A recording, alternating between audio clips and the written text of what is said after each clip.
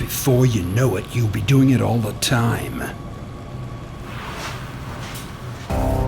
Spikes breaking bread. You're gonna want more.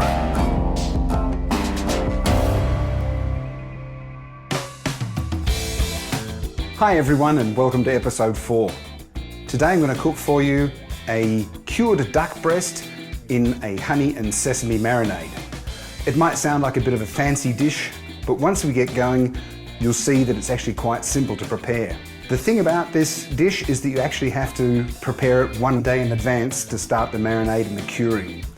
But all that said and done, it's a pretty foolproof way of achieving that beautiful, delicate pink in the middle of the meat, and that's good for me. Foolproof. You can serve duck with any number of side dishes, such as buttered carrots and rosemary potatoes, but what I'm going to serve it up with later on is some really nice braised red cabbage and my own twist on a pumpkin mash. What we'll do is we'll start with the ingredients for the curing and the rub. Of course you need some beautiful duck breasts. I've got 3 of them here. They're each about 350 grams, which is easily enough for 4 people. Then for the rub, we have dried thyme, we've got ginger powder, we've got star anise, and we've got curing salt.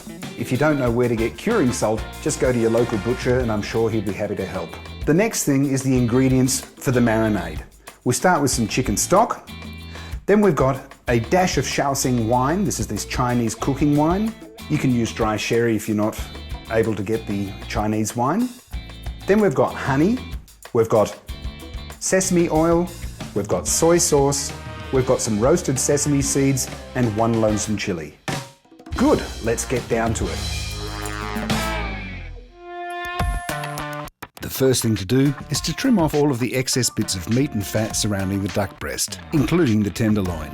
This just makes it look a lot neater. But don't throw those beautiful bits of skin and meat away, fry them up and eat them as a snack later. Then sprinkle over all of the dry rub ingredients except the salt. Massage them in as much as you possibly can, making sure to get it into every little nook and cranny, not crook and nanny. Transfer the breasts into an airtight plastic container. Sprinkle over half the salt, turn them over, sprinkle the rest over it, roll them around, but don't massage the salt in. Lid on and into the fridge. And just like magic, after 24 hours, you can take it out and the colour of the container has changed. Now it's time to thoroughly wash off the curing mixture under cold running water.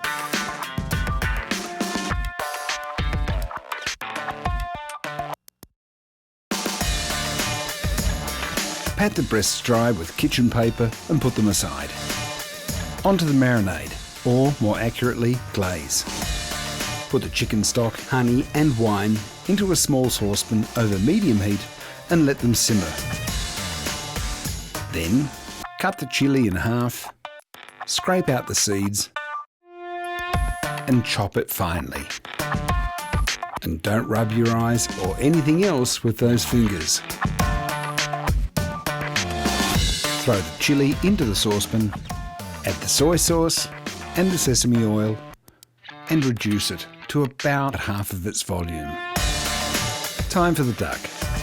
Put each piece skin side down into the pan as it's warming up. Bit of black pepper over the top and let that fat render out. Swirl it round, being careful not to let it catch on fire.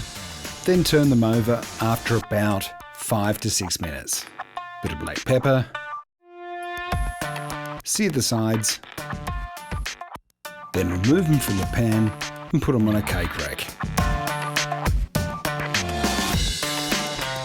Liberally coat each of the breasts with the marinade.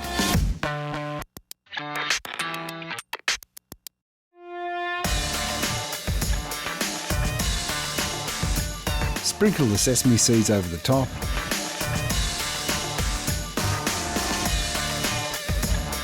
Then it's into the preheated oven for 8 or 9 minutes at 200 degrees.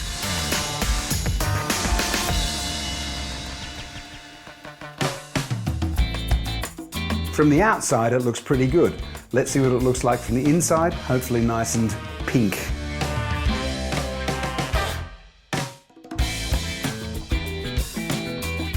Now look at that. Absolutely perfect. This is the sort of medium rare that makes your mouth water. Wow. I like it. Now it's time to plate it, make it look pretty, and be proud of the result. This is one of those dishes that's really gonna impress. Beautiful, delicate, pink duck meat. A duck breast to die for. And it really does look duck and amazing.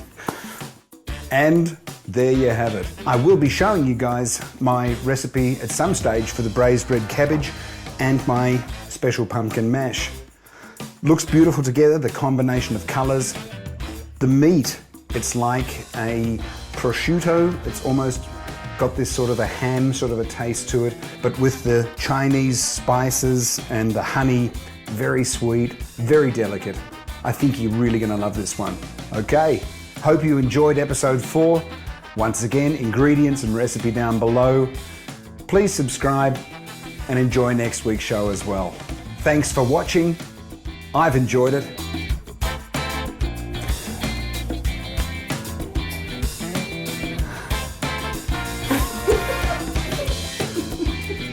Bye-bye.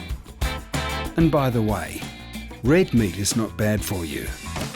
Green meat is bad for you.